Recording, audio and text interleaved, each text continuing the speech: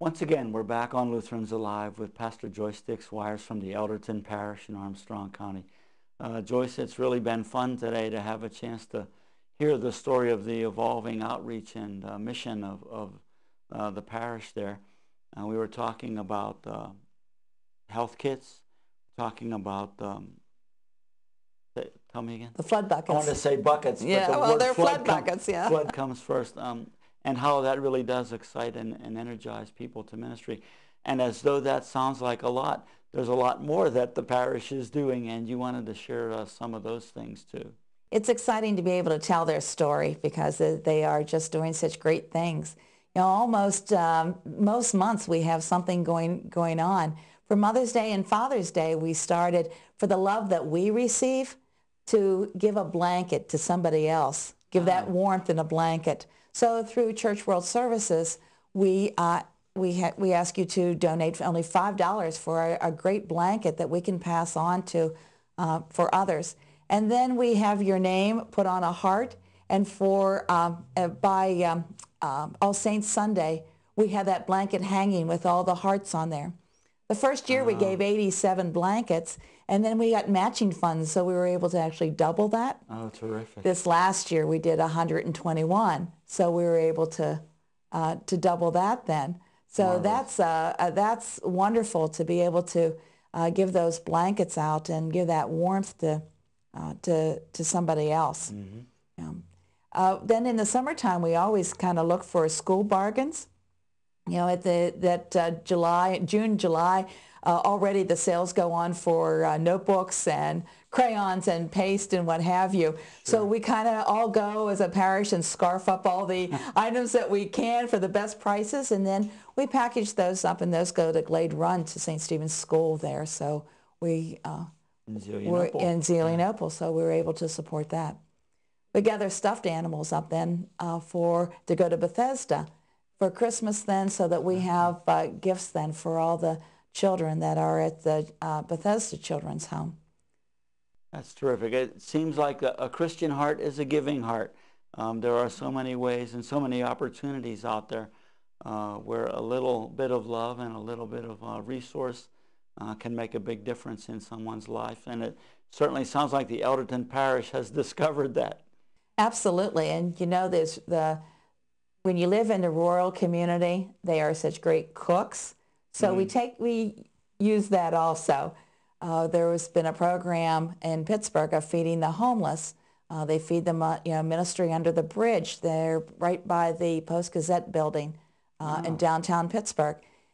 One of the area churches, the United Methodist Cooperative Ministry there, was going down there. So we tagged along, and now recently we went down on our own. We took supper and a bag lunch and some drinks down. We do a little, we have some scripture, and I give a very short homily, and we have prayers, and then we feed the homeless that are there, and that's a wonderful experience too, to reach out into to our neighbors, a totally different environment to an urban setting. Again, certainly something that's very important. We hear a lot about the changing demographics of our region, and that with the economic times as they are, that more and more people are finding themselves falling between the cracks or in need for some basic subsistence kinds of things in life. And to make that 60-mile trip from Elderton down to the city certainly seems like a very worthwhile endeavor. Oh, it's a great evening to spend time with people that are not as similar to us. I guess I want to say that they're urban people, and that gives us a great opportunity to interchange with them, because we have a chance to talk with people, people that live on the street. Now, and as you said, our economic times are not getting any better, at least right now. We certainly pray for our future economic times, but even in the rural area, it has been a difficult time. And there's churches that have started the program also in Armstrong County. So we're kind of looking forward to tapping into that, and to work with other churches from our area to do the same program in Armstrong County. that can sometimes be a little bit difficult or a little challenging for congregations to look across denominational lines and think about doing things, as we say, ecumenically. Has that been a difficult step for the Elderton Parish to take, or have they kind of warmed to the task? Being ecumenically minded is very easy when you live in a rural area. Okay. The distance between Lutheran churches is a lot farther. So in Elderton, you have the Church of the Brethren, United Methodist, Presbyterians, and the Lutherans. Okay. So we're able to meet on a regular basis, and the pastors, we get along very well together. And in a rural setting too, everyone is connected. Families are all tied together in many ways. So the structure is a lot tighter, I think, as far as family relationships. And even though they belong to a different church, so that way you do have ties across ecumenical lines. And it's wonderful to be able to work together. And as you do that, how would you describe the role of the pastor through all this? It sounds like there's planning and administration and organization, but I'm sure you're right in there in the midst of things, getting things done as well. Well, yes, you have to get in there, but you always, as a pastor, are always looking for ways of promoting leadership among your parishioners and people of the community.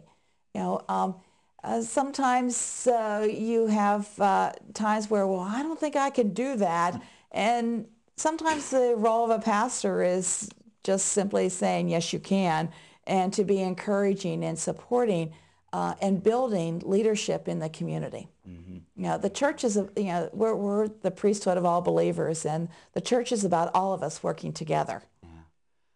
I think that's probably a thought worth holding as we come to the end of our program today, that it really does become a larger picture, the ministry of the whole church, even though it begins in some cases, in some ways, with us as individuals. It's an inspiring story. It's an exciting story. And we're glad that you're involved in the middle of it up there and are able to come and share the story with us so that we can make it known on Lutherans Alive and for the wider church. Certainly opportunities are out there for every congregation and for every ministry to get involved, and you've inspired us with your story today. Thanks very much for taking the time. Thank you, Greg. Thank you for being with us today on Lutherans Alive. We hope you've enjoyed this opportunity to hear about the developing mission and ministry in congregations around our synod. You can be involved and make things happen too. Until next time, this is Lutherans Alive.